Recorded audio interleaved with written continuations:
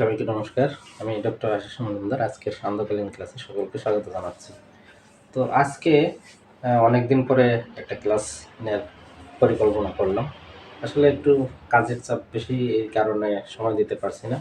By the way, তো আজকে আমাদের যে লেসনটি থাকবে সেটি হচ্ছে দুটো রুব্রিক্সের মধ্যে ডিডি করা। ডিডি অর্থ কি? Differential diagnosis. তো দেখুন, আমরা যারা হোমিওপ্যাথির মেন্টাল স্টেট নিয়ে কাজ করে থাকি, কিছু কিছু মেডিসিন আছে একেবারে প্যারালেলি চলে। তো রুব্রিক্স যখন আমরা সিলেকশন করি, তখন ইনার মিনিংসটা যদি ভালো করে আপনি না বুঝতে পারেন, তাহলে আপনি কিন্তু সঠিক মেডিসিনে পৌঁছতে পারবেন না।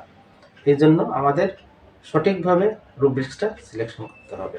তো আজকে দেখব দুটো রুব্রিক, একটা হচ্ছে মাইন্ড জেলাসি আর একটা হচ্ছে মাইন্ড এনভি। এই দুটো রুব্রিক কিন্তু দেখতে বা এর মিনিংটা শুনতে একই রকম মনে হয়, কিন্তু এর মধ্যে পার্থক্য কিন্তু অনেক, এবং এই কারণে আমাদের রুব্রিক্স দুটো চয়ন করতে গেলে ভুল হয়ে যায়। তো আজকে সেই বিষয়ে একটু কথা বলবো। তো চলুন শুরু করি। আচ্ছা, এনভি আগেই বলি। এনভির অর্থটা কি? এনভি মানে হচ্ছে, এর বাংলা যদি বলি সেটা হচ্ছে পরশ্রী কাতরতা। কি বললাম? পরশ্রী কাতরতা। আর জেলাসির বাংলাটা কি? জেলাসি মানে হচ্ছে ঈর্ষা কাতর, হিংসা যাকে বলে। তো দেখুন, আজকের আমাদের এই যে বোর্ডে এখানে লেখা আছে রুব্রিক্স ডিডি, মাইন্ড এনভি, মাইন্ড জেলাসি। তো এই দুটো রুব্রিক আমরা তো বুঝলাম। একটা হচ্ছে পরশ্রী কাতর। পরশ্রী কাতর বলতে কি বোঝায়?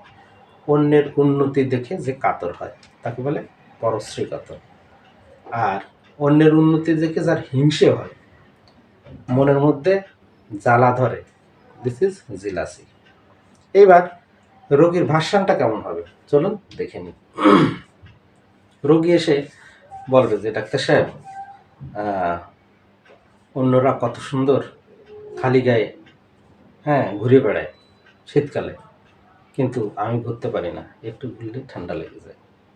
তো এই কথাগুলো সে লো টোনে বলবে।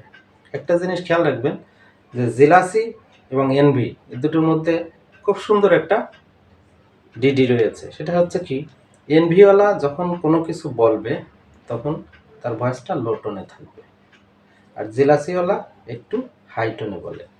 তো এইখানে সে বলল, ডাক্তার সাহেব দেখুন, অন্যরা কত সুন্দর খালি গায়ে ঘুরে বেড়ায়, আমি একটু খালি গায়ে, মানে একটু খুললেই কাপড় চোপড়, আমার অল্পই ঠান্ডা লেগে যায়। এটা একটু স্যাডনেস থাকবে খানিকটা, এবং লো টোন।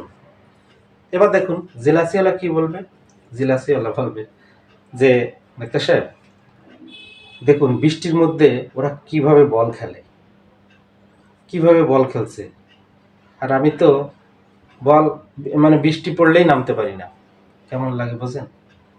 ওরা কিভাবে খেলছে ঘন্টার পর ঘন্টা, মনে হয় গিয়ে ঠ্যাং ভেঙে দিই, এইভাবে বৃষ্টির মধ্যে বল খেলছে। তার মানে কি, এ খেলতে পারছে না, এই জন্য এর মনের মধ্যে জ্বালা। This is jealousy. তো এনভি আর জেলাসি কথার মধ্যে আপনি টোন দেখে আপনি কিন্তু বুঝতে পারবেন যে কোনটা এনভি আর কোনটা জেলাসি। ধরুন আপনার ক্লিনিকে একটা পেশেন্ট আসলো, পেশেন্ট এসে কিন্তু সরাসরি এরকমও বলে, ডাক্তার সাহেব দেখেন অমুকের মুখটা কত সুন্দর চকচকা ফ্রেশ, আর আমার মুখটা কেমন, স্যাডনেস থাকবে। This is envy. Envy happy seeing other, this is the rubric. তো এইভাবে কিন্তু আমাদের দুটো রুব্রিকের মধ্যে ডিফারেন্সিয়াল ডায়াগনোসিস বা ডিডি করে রুব্রিকগুলো চয়ন করতে হয়, এবং সে অনুযায়ী নির্দিষ্ট লক্ষ্যে পৌঁছাতে হয়। তো আজকে এটাই ছিল আমাদের লেসন। তো লেসনটি কেমন লাগলো কমেন্ট করে জানাবেন। আর আমাদের যে গ্রুপ, এই গ্রুপে আপনারা জানেন মাস্টার মাইন্ড হোমিওপ্যাথি, আর আমাদের যে চ্যানেলটা সেটা হচ্ছে রিয়েল হোমিওপ্যাথি 2026, অর্থাৎ রিয়েল হোমিওপ্যাথি 2026। এই চ্যানেলটি আপনারা যারা এখনও সাবস্ক্রাইব করেননি, সাবস্ক্রাইব করে পাশে থাকবেন। আশা করি যেটুকু আমি জানি, যেটুকু শিখেছি বুঝেছি আপনাদের মধ্যে শেয়ার করব। সবাই ভালো থাকুন, আর আমাদের প্ল্যাটফর্মে যোগ দিবেন। আমাদের এখানে প্রতি সপ্তাহে দুটো করে ক্লাস হয়। আমাদের একটা পেইড ক্লাস। আপনি হোমিওপ্যাথিকে যদি মূল পেশা হিসেবে নিতে চান, অবশ্যই আমাদের এই প্ল্যাটফর্মে যোগ দিবেন। আপনি দ্রুত খুব ডেভেলপ করতে পারবেন, এবং আপনার চেম্বারের মানে খুব সুনাম খুব তাড়াতাড়ি বৃদ্ধি করতে পারবেন। ভালো থাকুন, সুস্থ থাকুন। শুভ সন্ধ্যা।